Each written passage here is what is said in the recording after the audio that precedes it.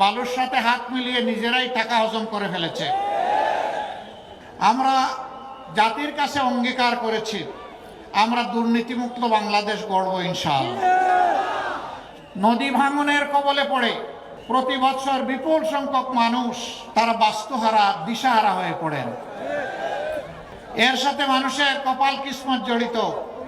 সেখানে স্ল্যাব বসানো হয়, গ্রহণ করা হয়, সব কিছুতে চুর এবং ডাকাতের আনাগুনা থাকার কারণে ওগুলো মানসম্মত হয় না, বসানোর সাথে সাথে ধসে পড়ে যায়।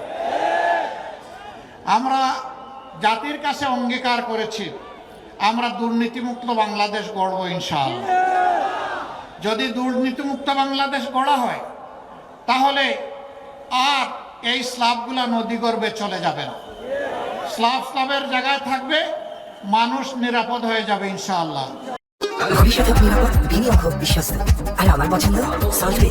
Welcome to সল্টবে।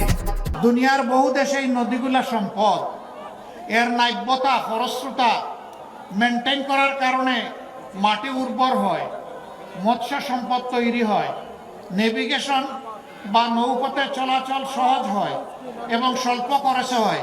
আর আমাদের দেশে এগুলাকে তিলে তিলে খুন করে এখন নদীগুলাকে মরুভূমিতে পরিণত করা হয়েছে, যার কারণ তার গভীরতা, নাব্যতা হারিয়ে ফেলার কারণে সামান্য পানিতে, সামান্য বর্ষায় দুই কুল ভাসিয়ে, মাড়িয়ে, ভেঙ্গে, চুরে চুরমার করে দেয়।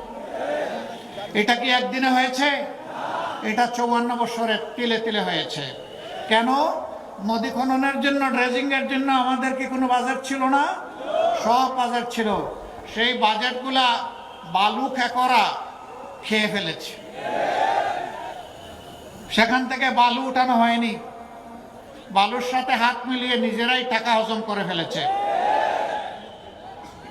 জানি না কতটুকু ওদের পেটের ভিতর থেকে এই টাকাগুলো বের করে আনা সম্ভব হবে, তবে আমরা আমাদের হাতকে তৈরি করছি পেটে ঢুকানোর জন্য। এইভাবে সারা বাংলাদেশে যদি চোরদের কাছ থেকে, ডাকাতদের কাছ থেকে দেশে এবং বিশ্বে যে সমস্ত লুণ্ঠিত সম্পদ রাখা হয়েছে সেইগুলা যদি ফিরিয়ে আনা যায়, বাংলাদেশের জনগণের ভাগ্য 5 বছরের মধ্যে চমকাতে শুরু করবে। নতুন করে যদি আর কোনো চোর ডাকাতের হাত জনগণের সম্পদের দিকে না গায়, তাহলে বাংলাদেশ আলহামদুলিল্লাহ ইবনে বতুতার আমলের সেই গৌরব ফিরে পাবে।